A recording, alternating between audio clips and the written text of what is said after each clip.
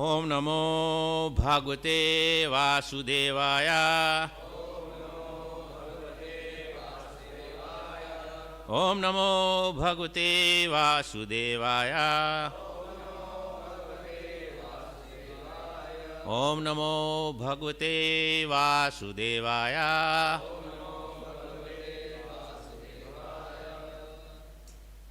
This morning's reading is from Srimad Bhagavatam, 6th canto, chapter 16, text 32.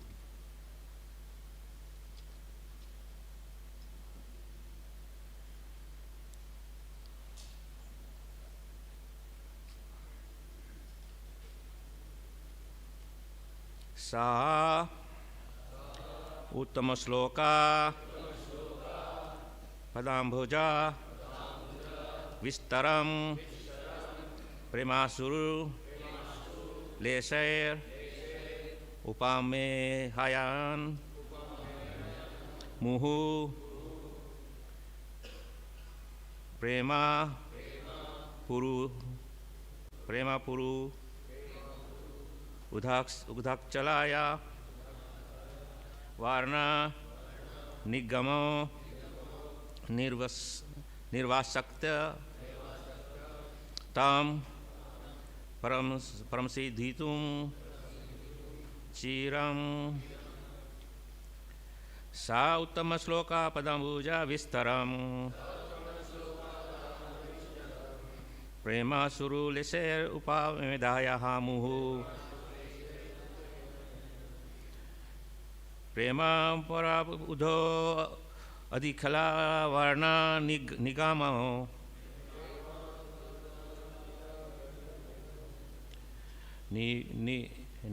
naivasakta tam prasaviditum chiram. Anyone?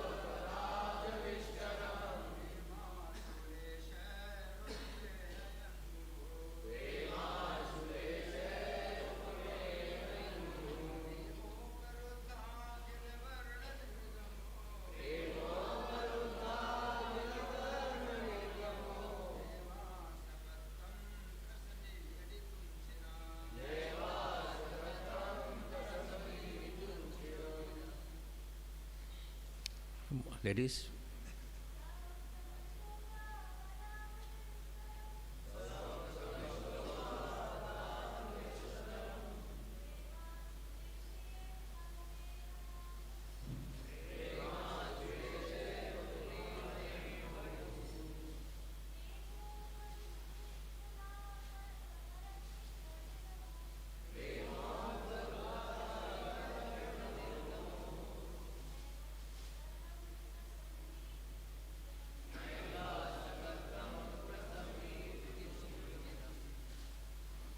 Saha he uttama sloka, the Supreme Personality of Godhead, pada abja of the lotus feet, vistara the resting place, prema asru of tears of pure love, lese by drops, upama hayana motioning, muhu again and again, prema upadha choked with love, akhila all, varna of the letters, nigama the coming out, na not, eva indeed, asakat was able, tam unto him, Prasamiditum, to offer prayers. Chiram, for a long time. Translation and purport by His Divine Grace, A.C. Bhakti Swami Prabhupada. With tears of love and affection, Chitraketu repeatedly moistened the resting place of the Supreme Lord's lotus feet. Because his voice was choked with ecstasy, for a considerable time he was unable to utter any of the letters of the alphabet to offer the Lord suitable prayers. Purport.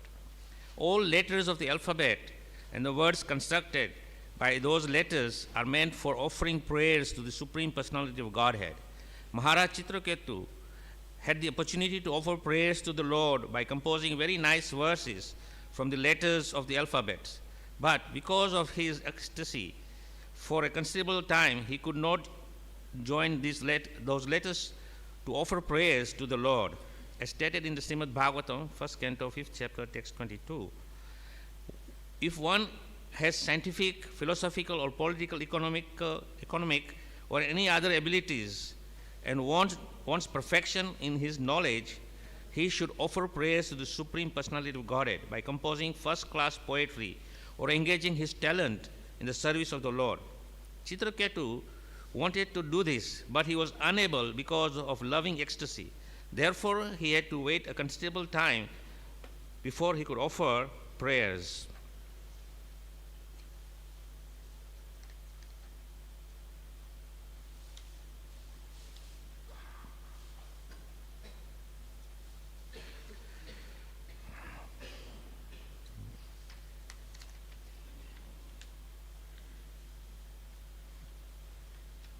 क्या हो गया इस paper को चिपक गया है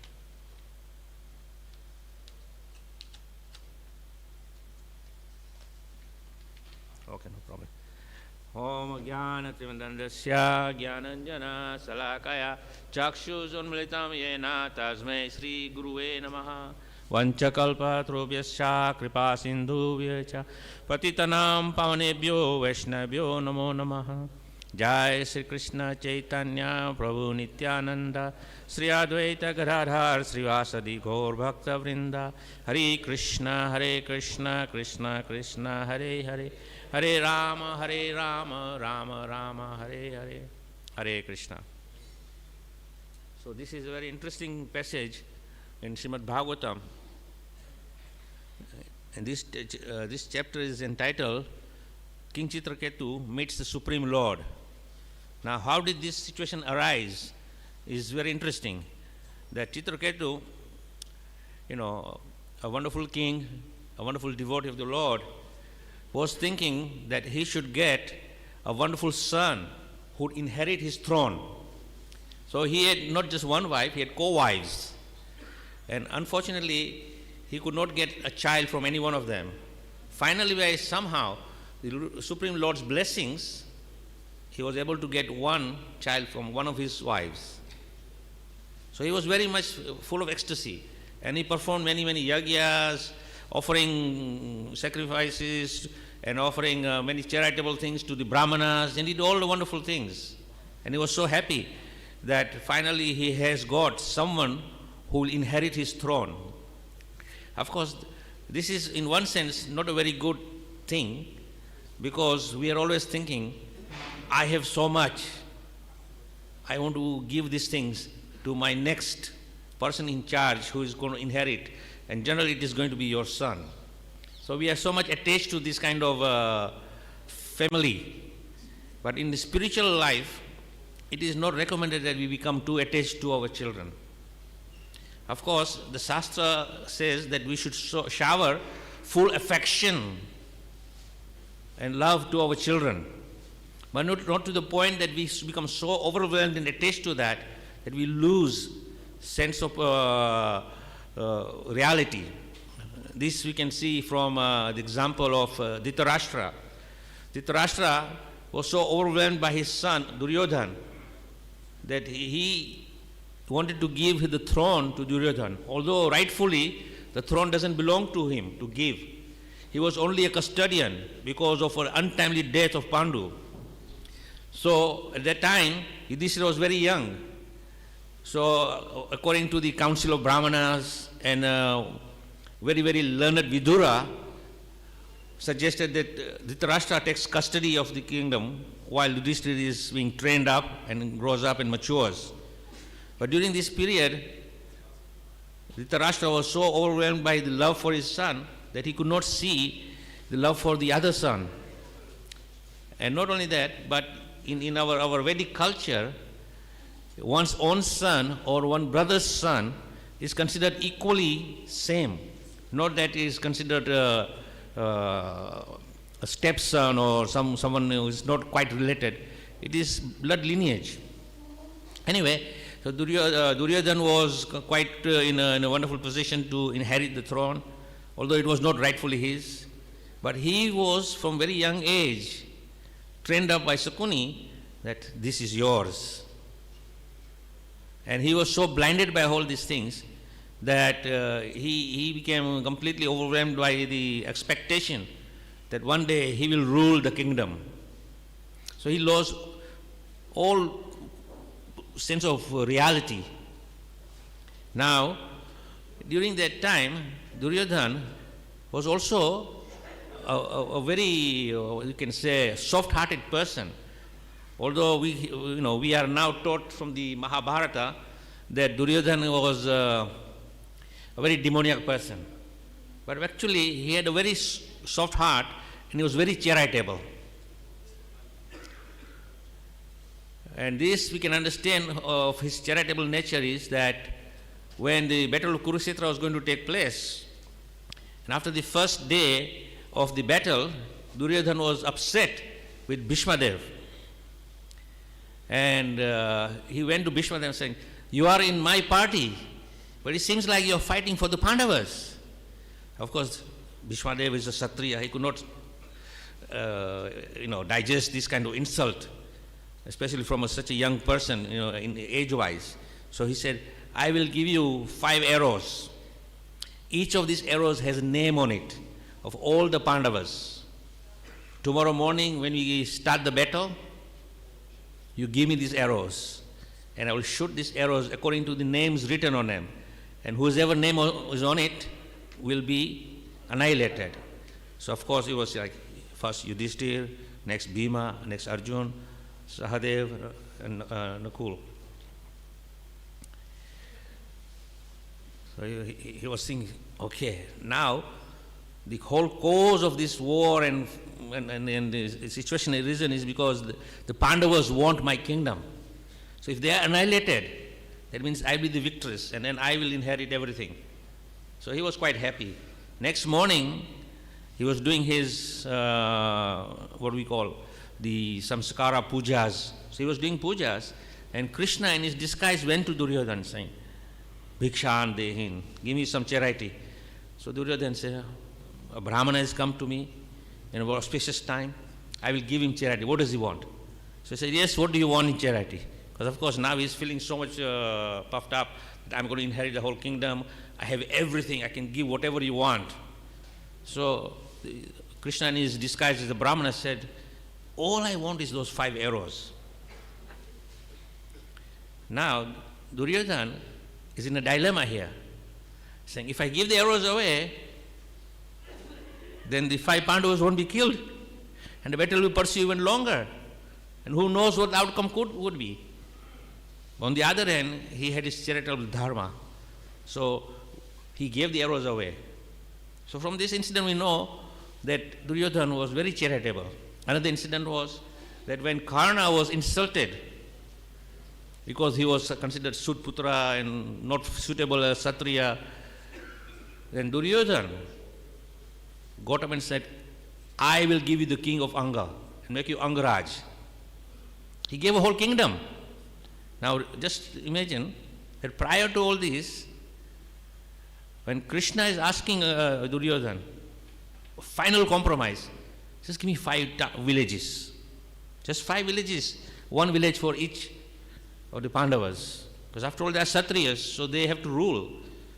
Even if they don't get the whole kingdom, they can rule their village. And Duryodhana is none of this. Now it's not a big deal to give 5 villages away. But he did not give it away.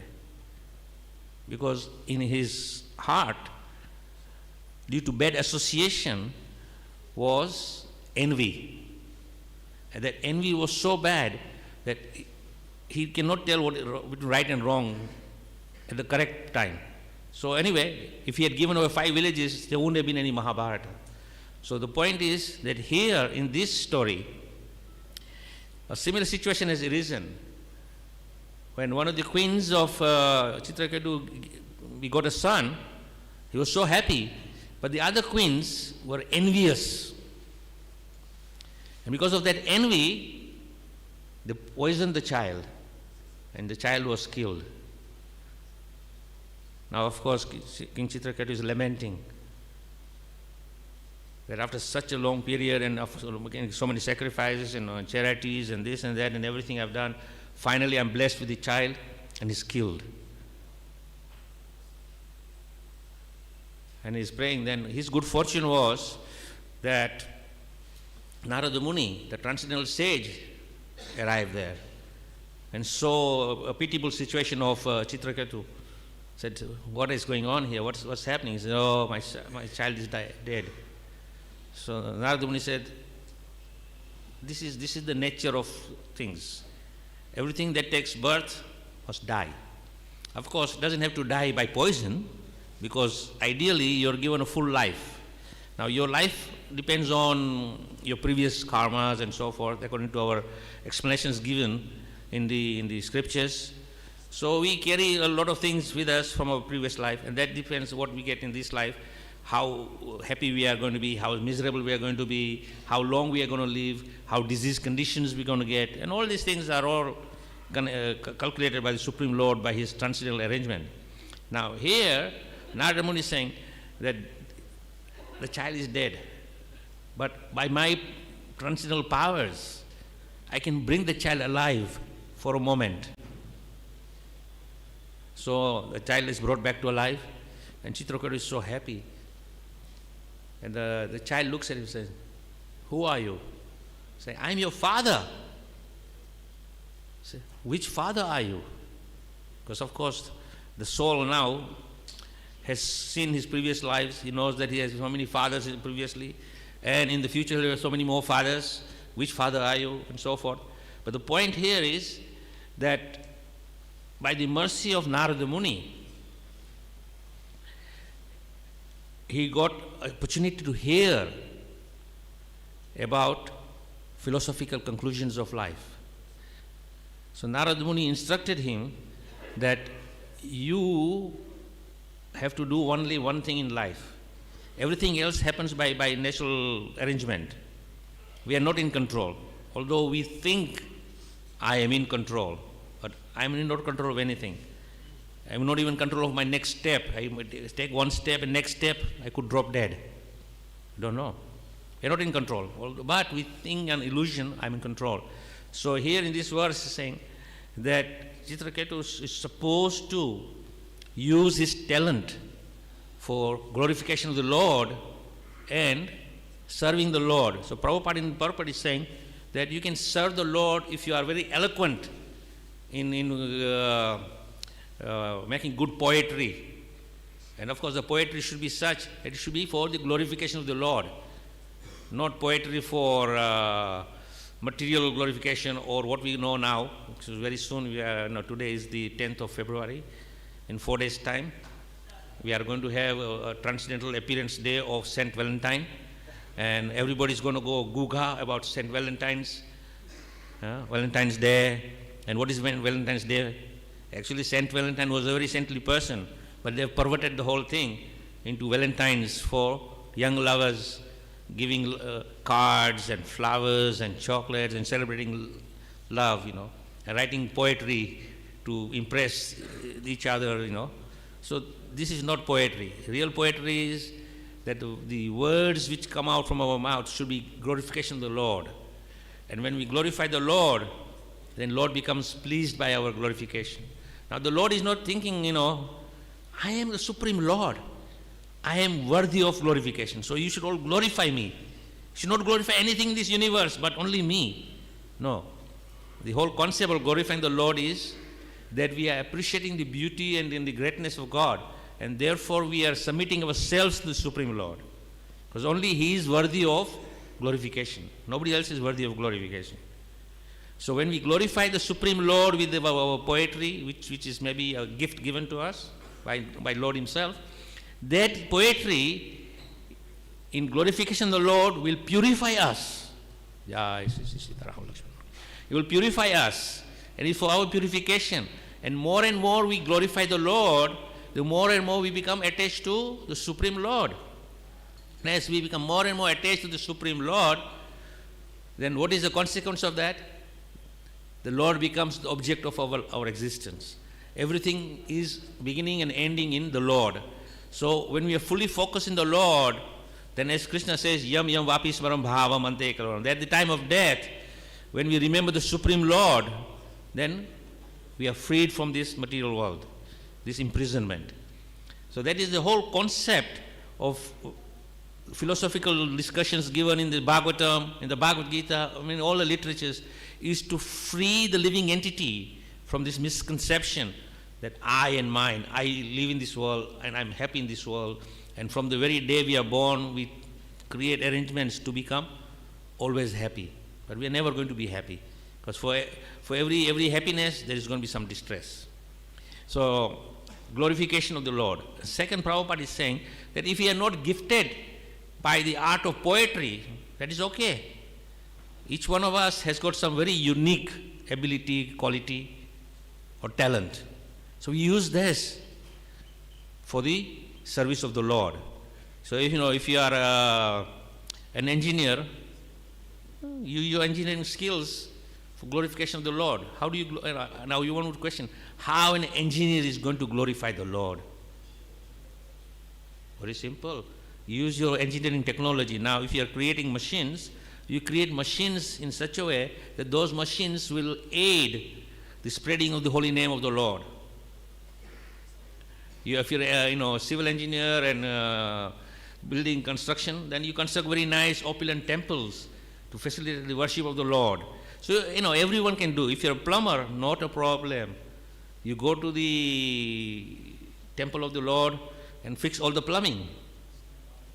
And by fixing all the plumbing, you will think, why the Lord needs plumbing? See, you and I, we need a bathroom. And in a bathroom we need plumbing. And why we need bathroom? Because with this mouth we eat a lot of stuff, goes in the belly and then comes out the other end. So we need to bathroom for that facility. Then we need bathroom for our showering, cleaning our bodies. The Lord doesn't need those things. Now we have a beautiful altar of Radha Parthasarathi here. We have Sitaram Lakshman Hanumanji here. We have Shishi Gaunitai. And now, by mercy of Vaishnavas, we have Lakshmi Narasimha Prahlad Maharaj here. Do they have a bathroom? So, but what I'm saying is that whatever our ability is, whatever talent is there, we utilize this for the service of the Lord. So from the very beginning, when we are awakened to spirituality, our only business is to think how I can spend my time for the glorification of the Lord. Now, glorification of the Lord doesn't mean that you do elaborate pujas. No, that is part of parcel of it. But real business is that we do what Prabhupada has given us. What has Prabhupada given us? The Sankirtan movement. And this Sankirtan movement is the only thing which will free a living entity from this entanglement. And that is why the Lord Himself, in his avatar as Lord Chaitanya and Lord Nityananda came, what did they establish? They did not establish any elaborate pujas. They did not establish any elaborate temples. All they did was pick up mridang and kartals and went in the streets and was chanting the holy name of the Lord. Sankirtan. So, of course, this is what is introduced to us by Prabhupada. And here, in this particular chapter and section of Bhagavatam, it is said that Chitraketu Maharaj was very fortunate that he met Narada Muni. And Narada Muni gave him a mantra. Although at this point, he is so overwhelmed by the ecstasy of devotional service to the Lord that he cannot utter a word. But later on we can see, by the mercy of Narada Muni, he can say wonderful prayers. Similar thing we understand from the story of Dhruva Maharaj. That Dhruva Maharaj had only one agenda in his mind. Somehow or other I must get a kingdom which is greater than my grandfather, because I have been insulted. I am a Kshatriya. And he's a young 5-year-old boy, but he could not take the insult.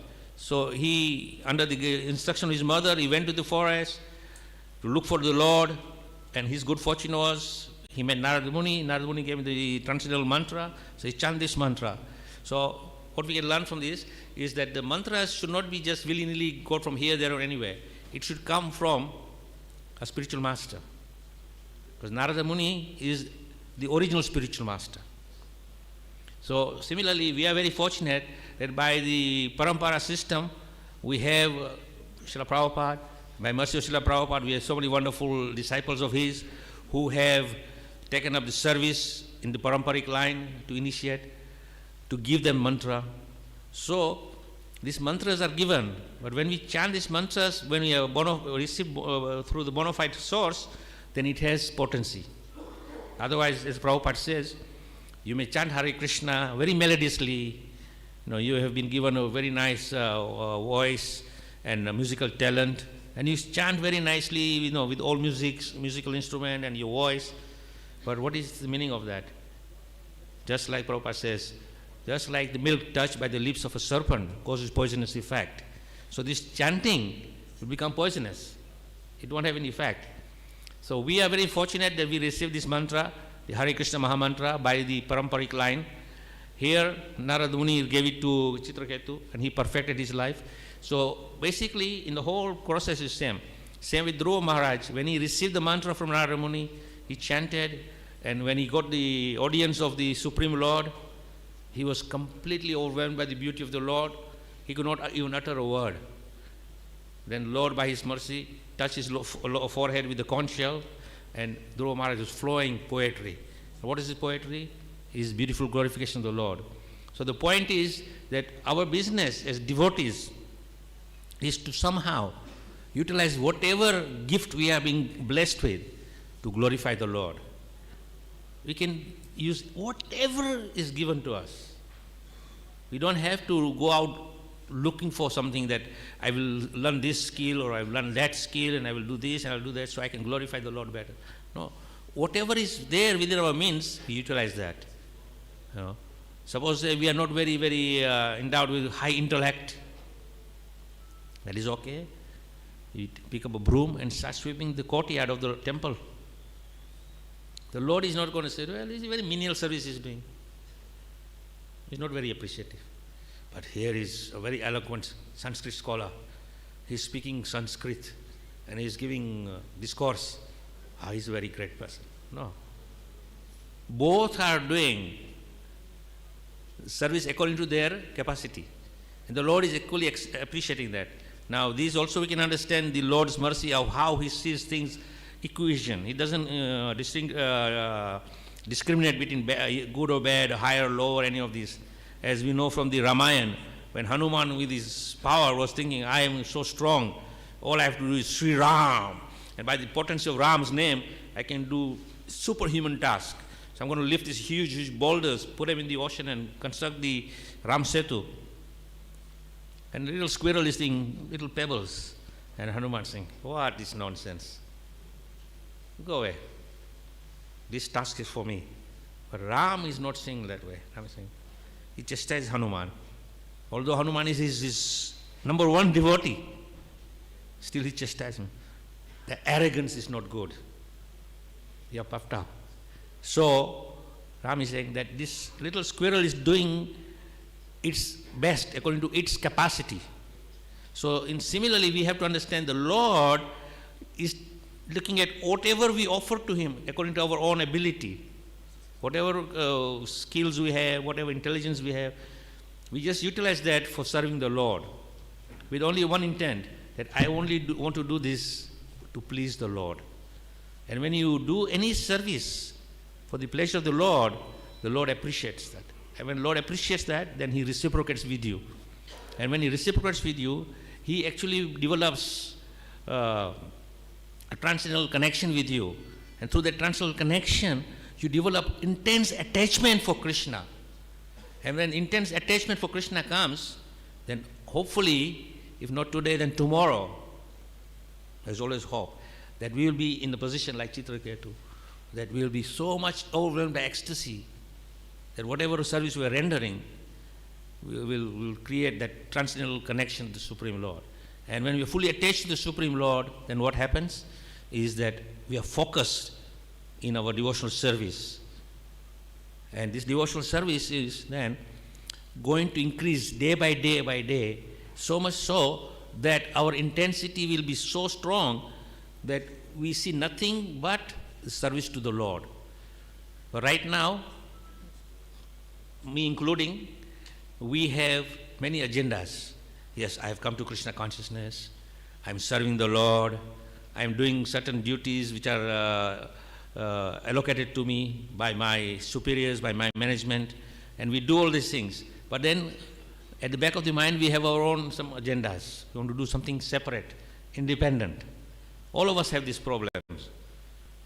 Why we have this problem is because we have lost that connection with the Supreme Lord, the importance that the only thing that matters is the Supreme Lord and nothing else.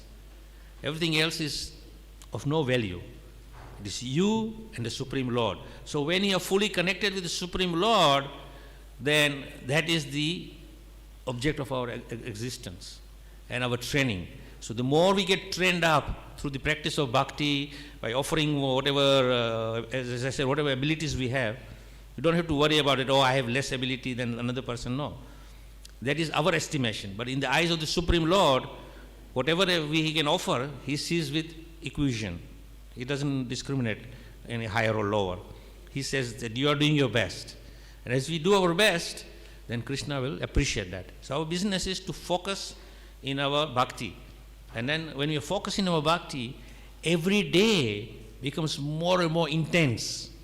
And so much so that we are eager to engage in the service of the Lord, more and more. But as we find some days we are in fired up mood, others say, kal karega abhi. Tomorrow is there, I will take it easy today. No time for taking easy. Intensity must be there, because it's a question of urgency. That situation now is that any time we can give up this body. There's no guarantee. Although under illusion we think, well, I'm a young person, I have still long life ahead of me. But Chitraketu's son was born very young. Now if he was thinking, I've got a long life ahead of me, I've still got a lot to do, but Allah comes, is one of the envious mothers, poisons him and finish. So we should take this opportunity, it is given to us, and this opportunity doesn't come to everyone. Although by the mercy of Srila Prabhupada, he has established this International Society for Krishna Consciousness to spread Sankirtan all over the world. And we, as the devotees of the ISKCON movement, we don't discriminate. We go everywhere, every country, wherever we are, to spread the Sankirtan, either through the books, either through holy names, or through prasaram distribution, or one of the means to bring people closer to Krishna. And we are doing that. And what's happening is indiscriminately we are giving everyone opportunity to become Krishna conscious. But how many people are taking to Krishna consciousness readily? We have to work sometimes very hard to convince someone. As you are preachers, when you are preaching, how much effort it takes to convince someone to at least come to the point of saying, yes, Krishna is the Supreme Personality of Godhead. Now that I've come to understand that, what is my next thing? I should be chanting Hare Krishna. So here, please take the Chapamala and chant Hare Krishna, Krishna Krishna, Hare Hare, Hare Ram, Ram Ram, Hare Hare. How many are there in here? Not many. But we don't give up. But those who are ready to accept Krishna consciousness, they will accept Krishna consciousness. Because the Lord will choose who is ready and who is not ready. Because we have to be perfectly ready to receive the transcendental mercy of the Lord. Although the Lord's mercy is flowing everywhere, but not everybody is accepting, because in our experience we go out on book distribution, and I don't know in this country whether you go on streets and stop people and giving them books, But in the West, we just go on the high street, and hundreds of people are walking up and down and say, "Excuse me, sir, could we have a moment?" No, no, no. And just rejection after rejection after rejection. Finally, one person says, "Yeah, what do you want?" "Okay, let me see this. It's a good book, but I don't want it." So, out of many of you who will look at a book, maybe one will take one book. And out of many thousands who take one of these books, only one will come knocking on our door saying, "I received this book, I want to know more about Krishna. I want to practice this bhakti." Then we take it from there and say, "Okay, join the ashram, train him up, and prepare him to become a first-class devotee." So there is hope. Every day is a hope. And if you go out like a whole week and you don't distribute one book, and you come back, whole week I approach hundreds of people, not one book is gone out. I'm wasting my time. I think I will do some other service, which is more appreciated by Krishna. No, whatever we do, it is appreciated by Krishna. And sometimes when we don't get success, that is the best thing. Because when you try your level best and you're not getting success, that means Krishna is actually taking very, very particular interest in you, saying how much attached you are to this service, how much you are fixed without any results. Because what does Krishna say? Karmani eva adhikarastu ma phaleshu kadachan. He says, do your duty, but without expectation of any results. But if I go every day out with the expectation, today I'm going to do 100 books, I'll do 200 books, I will do this, I'll do that, then you're already focusing on result. No, whatever Krishna puts in your hands, that's yours. That is to your credit. But if you go with an expectation, then what happens? You become disappointed. And when you become disappointed, then you become frustrated. And as you know, that when you become frustrated, what happens? You become angry. And when you become angry, you become bewildered. And you're bewildered, you are illusioned. And then everything is finished. Then some poor, not a poor person, but someone who is compassionate devotee, God brother, comes, "Prabhu, what is the problem?" No, come Prabhu, let's go together, we'll do something. And then he will try to reignite the fire of service. Then again it comes. So we should not do anything with an expectation of any results. We should just do, I am doing this for the pleasure of the Lord. That's all. My only business is how I can please the Lord. And it stops there. See, I said this before also, I will repeat this again, that we are all chanting 16 rounds every day. What is the motivation of chanting 16 rounds? Anyone has an answer to that? What is the motivation to chant 16 rounds every day?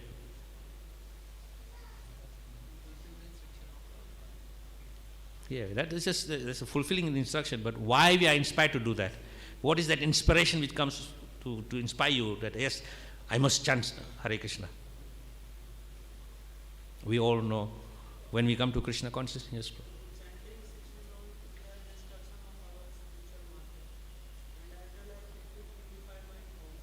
No, that is the result of it. Or what is that inspires you? What is that initial thing which made you think, yes, I should start chanting Hare Krishna? No, Krishna Prem is a long distance away, my friend. You see, when we come to Krishna Consciousness, the first thing we understand, we are suffering this world, taking repeated birth and death. So you want to be free from the cycle of repeated birth and death. And your business is to go back to Godhead. So we are motivated to perform devotional service and chanting and Sankirtan and worshipping the Lord and doing all aspects of bhakti. What is the aim? Going back home, back to Godhead. Now Krishna is saying, bhakti means unmotivated. Now you have motivation here. Your motivation is going back home, back to Godhead. So it's not devotional service, is it? So, point I want to make here is that we should cultivate this mood in our hearts individually, that, dear Lord, I am so fortunate that I have come to Krishna Consciousness. I have been taught the secrets of bhakti. I want to perform this devotional service. to the best capacity I can. And ultimately, Krishna says, Tesam satatam yuktanam bhajatam pritipurvakam. Then what happens? Dadhami buddhi yogam. That dadhami buddhi yogam comes when? And bhajatam pritipurvakam. So when we do our bhakti with devotion and love, without any motivation, then Krishna will give the intelligence what next to do. But the point is that our business should be, whatever I do, dear Lord, it is out of your grace. You have been so kind upon me. I want to offer this as service to you. That's all.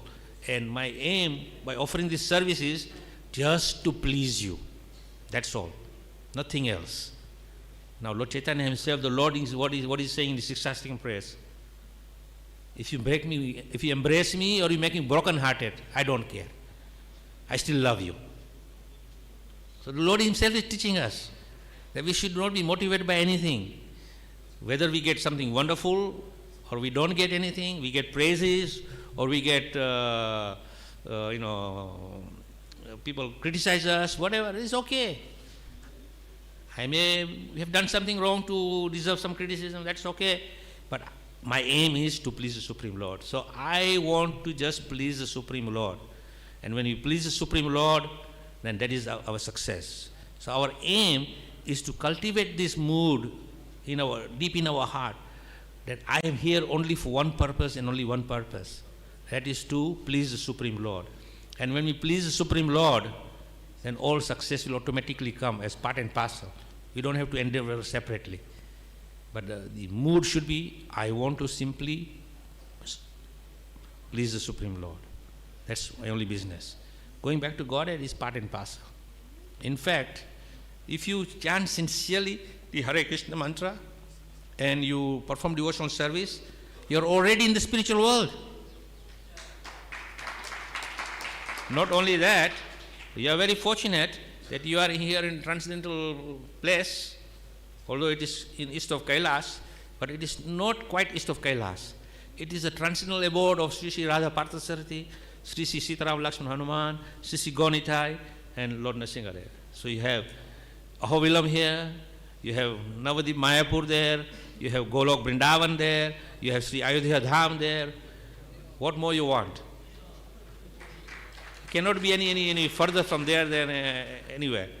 Because being in Goloka, back to Godhead, is just state of consciousness. Right now we are in this body, so I'm thinking I'm on this planet Earth. But get off this platform and say, I am here in the spiritual world.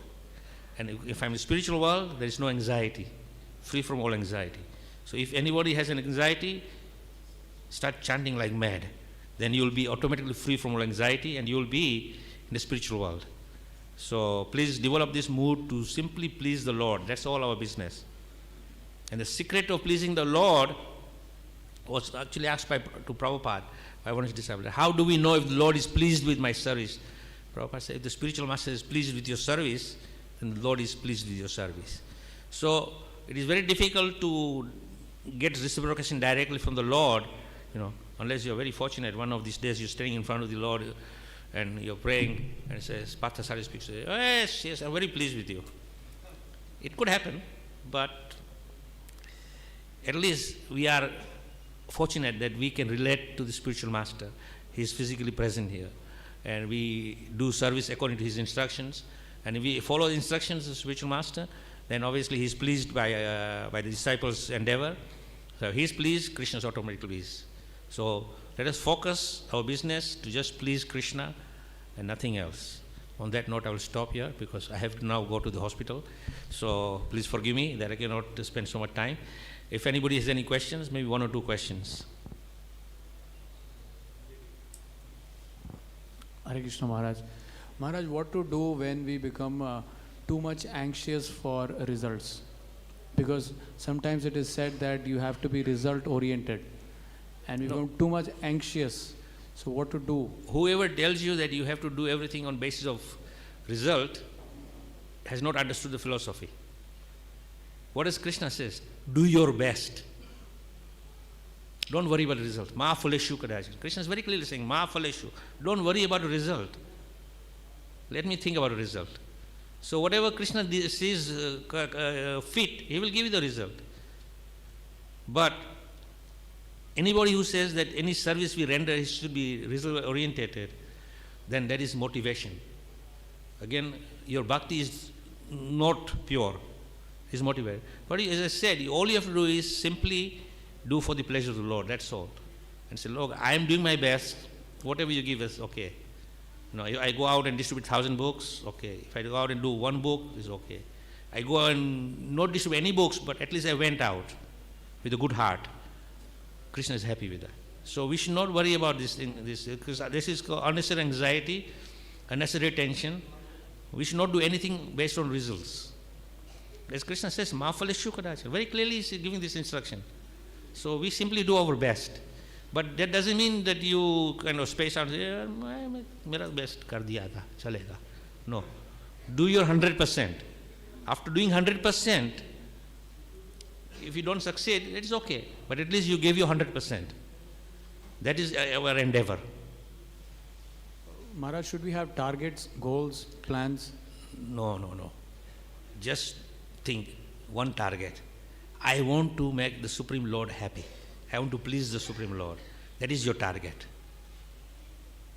Now, we don't know what makes Supreme Lord happy.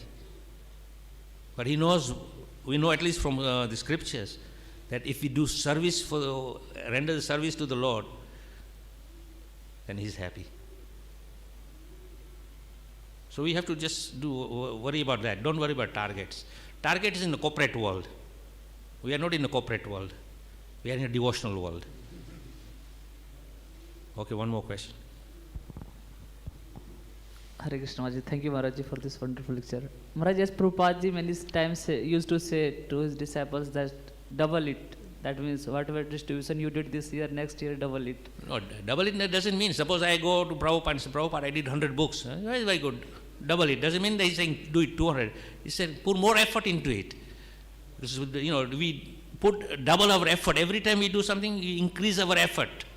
Double means not in terms of quantification, that we increase more and more and more to the point where we are so absorbed in the service, we don't have time for anything else.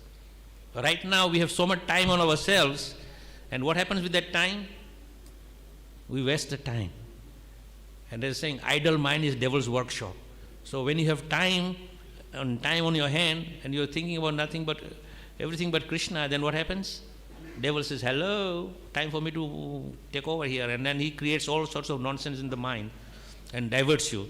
So when Prabhupada says double, it means increase your effort more. Don't be satisfied with what you have done. Because there is never you should never be satisfied with anything you have done. Say, I could have done more. I want to do more. That is what Prabhupada means when he says double it. But we are taking in terms of quantification. 100 books, 200 books. No, that quantification, double your effort. And never be satisfied with anything you have done. Then you will see that, okay, I'm not doing enough.